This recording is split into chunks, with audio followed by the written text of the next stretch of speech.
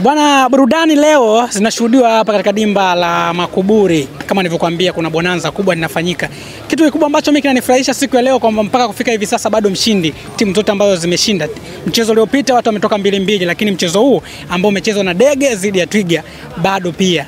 Matokeo dakika 90 zimalizika 1-1. Tuko na walimu wa timu hizi mbili wataweza kuzungumza namna mchezo ulivyokuepo. Nianze na Twiga. Mwalimu, kwanza kwema? Kwema kabisa. Kwa vizuri? Safi kabisa. Kwa namna ambavyo vijana wako mwana wacheza, mchezo ulikuwa wa namna gani? Mchezo ulikuwa mzuri na ushindani. Ndio. Nimependa kwa sababu vijana wameonyesha talenti zao. Ndiyo. Na wameonyesha kitu gani ambacho wamefundishwa na walimu wao kwenye sehemu ya mazoezi. Kwa hiyo ilikuwa ni burudani tosha kwa mashabiki waliokuwa wamekaa nje ya uwanja. Yeah. Mimi nataka nigundue kwa mwalimu pinzani ambaye alikuwa mpinzani wako, nafikiri alikuwa bora katika eneo lipi? Yeye alikuwa bora katika sehemu yake ya ulinzi. Kwa sababu walikuwa na timu ambayo ilikuwa very compact kwa nyuma, na double center yao walikuwa wanaweza kucommunicate vizuri. Wameweza kublock baadhi ya attempt ambazo wanazifanya kutafuta magoli.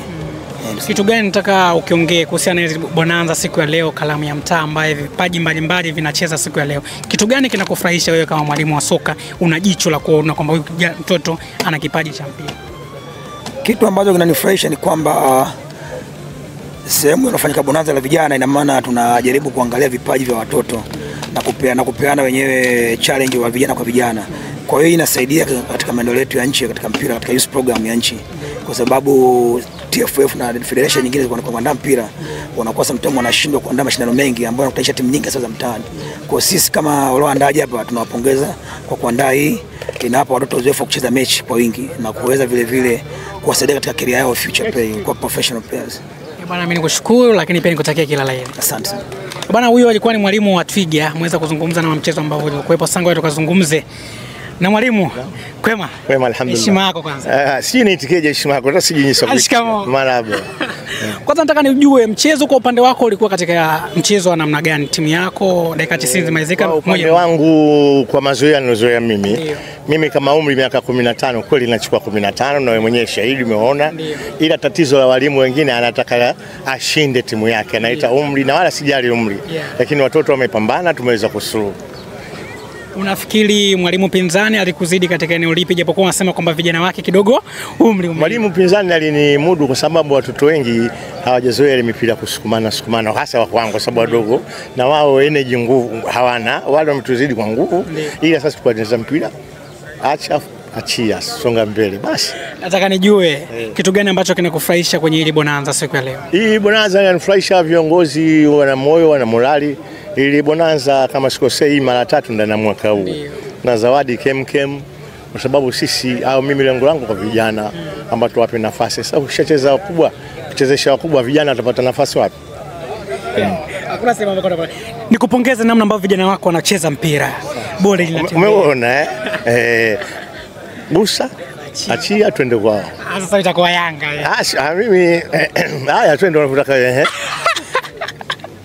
Bwana, lolote ambao nataka kuzungumza. Sisi walimu hasa huku chini tunapata shida sana. Wazazi ushirikiano wao sio mzuri na watoto. Unaona bwana, pili hasa viongozi hao wenzetu walikuwa juu wanakuja akiona mtoto anatoka anamfuata pembeni, naomba namba yako ya simu, anamchukua bila ridhaa yangu. Hichi kitu kinatuumiza sana. Alafu matokeo yake ile mtoto wanamtia ujinga na kukataa wewe, anafaidika mtu mwingine. Hiyo kitu inaharibu hata wewe. Inaharibu na inanivunja nguvu kabisa. Tabia ipo sana na inaendelea tabia hiyo. Kuna watu kama hapa nje anakaa na angalia anamfuata, naomba namba yako ya simu. Sasa na mtoto akiwa mjinga anambia namba yangu, huyo mwingine anambia mfuate mwalimu. Naona hiyo ndio tabia ambayo wenzetu wanaojua mpira wanajifanya watu wa mpira wanatuangusha sana. Bwana, mimi nikushukuru sana. Mimi nashukuru kwanza, mchezo salama salimini. Mwenyezi Mungu ametuwezesha, hakuna injury ya aina yote, ndogo tu. Kwa hiyo Jumatano inshallah Mungu akipenda tuna mechi nyingine. Nikutakia kila la heri. Na wewe pia. Makocha, makapteni wako wapi? Makapteni. Nataka makapteni. Kapteni wako wapi? Kapteni, njoo kapteni uzungumze kidogo. Kapteni vipi? Safi. Uko vizuri? Uko vizuri. Wewe unaitwa wewe nani na kapteni wa timu gani? Naitwa Abdul Isa Ibrahim, ni kapteni wa timu ya Dege FC. Chukua nikupongeze kwanza, umetoka moja. Unajua kupata goli moja nalo ni mtaji huo. Asante. Unafikiri mchezo ulikuwa mchezo namna gani kwa upande wako wewe kama mchezaji? Kwa mimi mchezo ulikuwa mgumu kutokana na sisi wenyewe tulikuwa hatujajiandaa vizuri. Unaposema hamjajiandaa vizuri unamaanisha nini? Inamaanisha kwamba tulivyokuwa tunatarajia tufike huku tukutane na umri ambao unalingana. Ndio. Ila sasa tumekuta timu pinzani kwamba imezidi umri kidogo na sisi hapa. Kitu gani kinakufurahisha kwenye mashindano siku ya leo? Kwenye mashindano nimefurahishwa na uandaaji, wasimamizi kwanza hapa wapo serious. Ndio. Kwenye karia yako ya soka mchezaji gani unamtazama kama kioo? Kama kioo mimi ninamtazama Yusuf Kagoma. Mzao kichafua. Na malengo yako wewe kama mchezaji binafsi sasa ni? Malengo yangu mimi ni kufika mbali.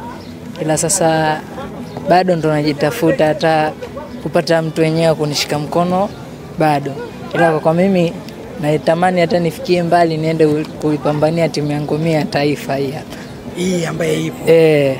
Umeona pale kuna pengo, kuna sehemu ambao kuna pengo, ukienda wewe utaenda kufika. Bwana mwalimu amesema hapa, amezungumza changamoto kubwa kwamba nyie vijana mna kawaida mnapigiwa na watu ambao wa kimichezo wengine tofauti na mwalimu, wanawachukua bila ridhaa yake na nyie mnakubali, mnashindwa kumshirikisha mwalimu wenu. Wewe kama kapteni hilo swala unalichukuliaje? Kwa mchezaji mwenyewe huwa anaona kwake yeye ni sawa. Ila anashindwa kutambua kwamba nikimtambulisha kocha anaweza kama kanibania sehemu, kumbe sivyo. Huenda angepata ushauri mzuri wa kumpeleka mbali zaidi na pale alipokuwa anatarajiwa kupelekwa. Unawaambia nini vijana ambao maana inakuwa kama dharau, unajua mwalimu anakutengeneza, unawaambia nini hao vijana wana hiyo tabia? Vijana wenye hii tabia niwaambie tu wao wanamsikiliza mwalimu wao. Ujue mtu mkubwa anapokuambia kitu, akikwambia acha hiki, ujue acha. Na akikwambia fanya hivi, fanya. Zungumza chochote kuhusiana na mashindano. Chochote kile unachohisi. Chochote. Kuna Shafi leo ujue. Shafi Dauda. Kwa mimi sina mengi sana kuzungumza, ila niwapongeze tu waandaaji wa mashindano. Wawe na moyo huu wa usapoti vijana. Bwana mimi nakutakia kila la heri. Asante. Bwana bado tunaendelea na burudani kutokea hapa viwanja vya Makuburi. Nikwambie tu kwamba endelea kusalia na social media za Dost Media ili uweze kupata zile habari zote na matukio kutokea hapa. Jina langu ni Maunga Junior, kazi yangu ni moja tu, kuhakikisha matukio yote ambayo yatakuwa yanajitokeza kutokea hapa unayapata kupitia kiganjani mwako. Bye bye, shout kwako director Eze ambaye unahakikisha update zote na matukio katika picha ya mjongeo yanapatikana murwa kabisa. Bye bye.